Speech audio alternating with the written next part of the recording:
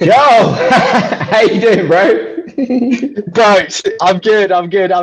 We were just saying before we started, but I'm so jealous because look at your tan, man. You're out in Dubai living the life, I know, man. man. I know. I'm away from like all the madness over there. As soon as I heard, oh, like what's going on there, right? Obviously in the UK, obviously you know how bad it is. I was like, nah. Do you know what? Let me extend this a little while longer.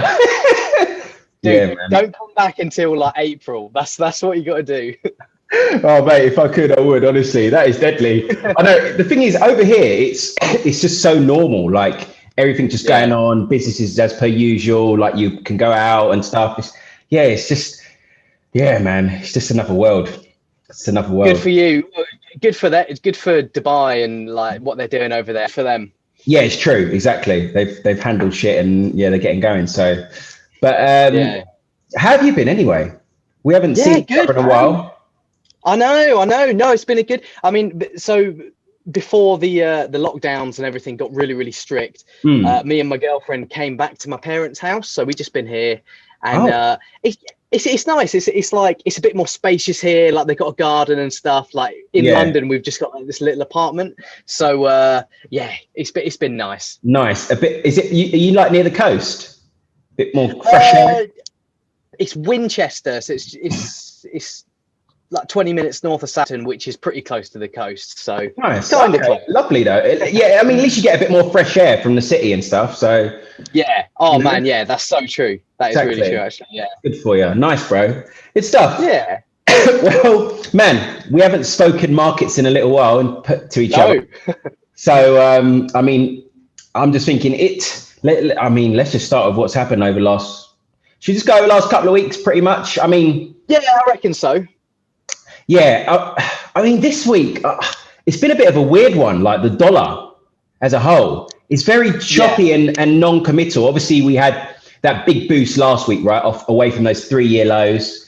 Um, you know, and I'm trying to basically, I was trying to, you know, relay that information to everyone, make sense of it, you know, from the community, because it's almost like there's two reasons, right? There's a reason for dollar rallying, which is the yields. We'll talk about that, and then also, but then it shouldn't be rallying because of the rising debt and you know the risk appetite really that fiscal stimulus should create. So it's a bit of a difficult times, you know, to sort of get your head around. Yeah. Yeah. I completely agree with you. It is like before we were very much everybody was bearish the dollar, whereas now there's a bit more of a debate. And like you say, I still personally think the dollar's probably going to continue heading lower because of what you said, like risk appetite and debt levels and also trade deficit of the US. Mm, But obviously, you also mentioned higher bond yields. And mm, that is a side effect of more fiscal stimulus. So very that has true. been supporting it. And I think just all this debate has got people thinking, okay, well, let's at least take some profits because we're not really sure if we're going to continue going lower. I think that's also supported the dollar because remember, in the last couple of weeks, like or months even, everyone was really short the dollar, weren't they? It's a good point. I guess, like, you know, obviously there's fundamental reasons there, but it's a needed excuse to a bit of a correction. You know, Yeah, it's been yeah, so heavy. exactly. Yeah, you're right. We've been so heavy short the dollar. Yeah, because we were at this really, really huge. I might as well just quickly share my screen actually and Yeah, get it up. I just want to show you how big of a sort of technical level we're at because, yeah, it's very significant, the 3-year low area. Can you see my screen all right there, buddy?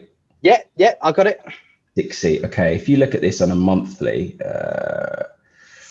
okay, you see down here at this sort of Yeah, 80, 90 area, look how big that is. It's huge monthly level. massive.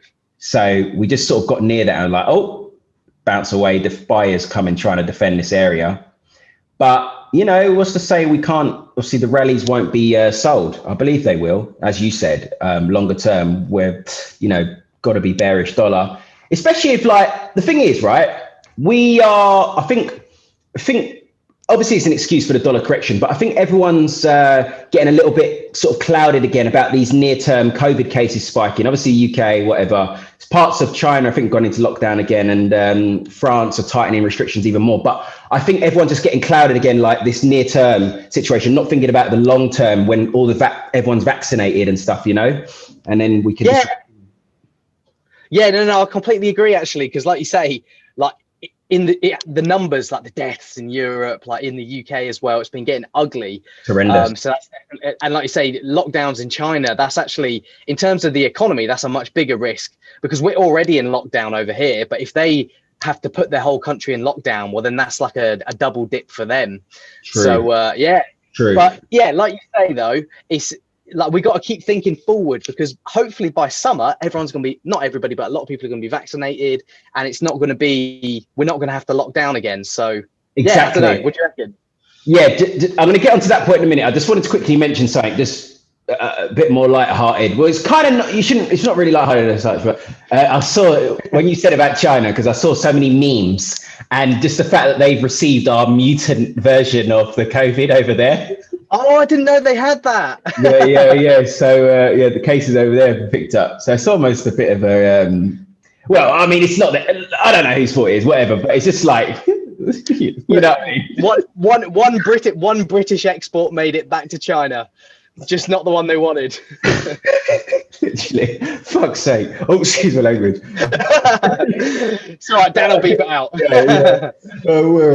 Yeah. So, so on the vaccine side of things, I was reading actually the UK are trying, at some point they're going to step it up and go 24/7 with the vaccine. So like just literally non-stop throughout the day. Yeah.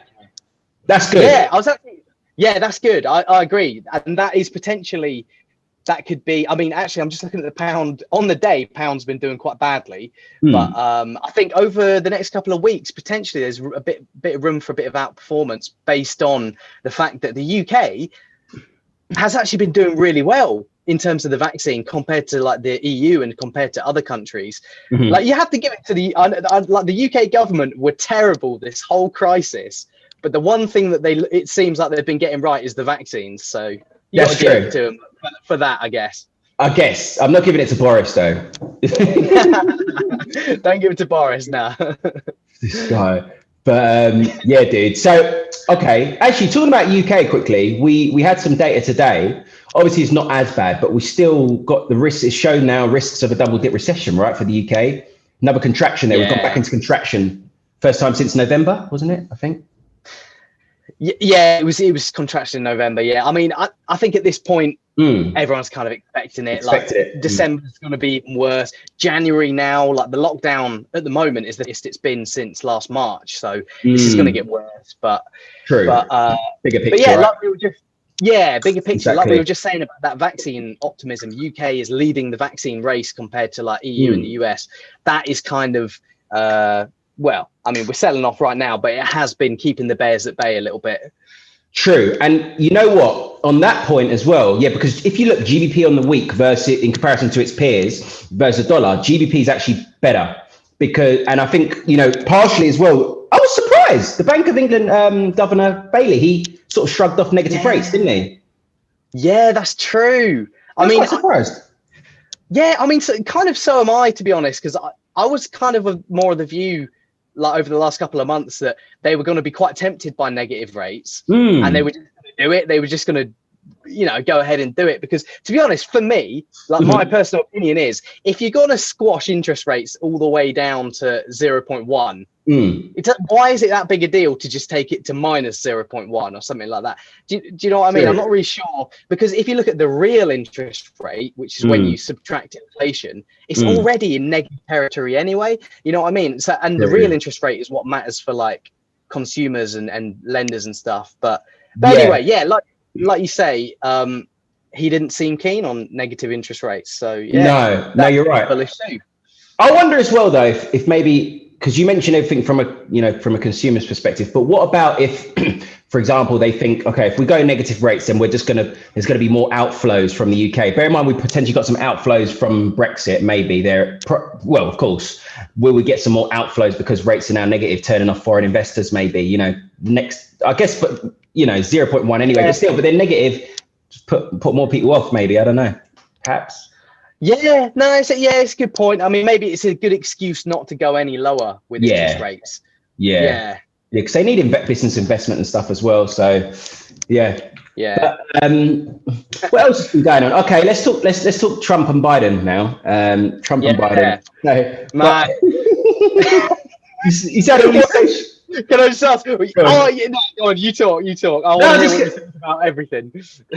Bro, I just think it's hilarious. He's had all these accounts suspended. Yeah.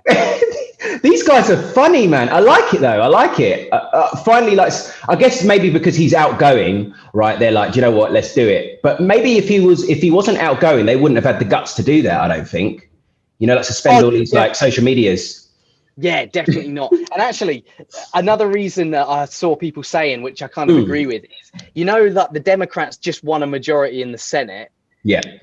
If they hadn't won a majority in the Senate, the social media companies might not ban Trump. Like the people are thinking that they might have done it, the Trump ban, to kind of appease the Democrats a little bit, who have been wanting him to be banned for ages, basically.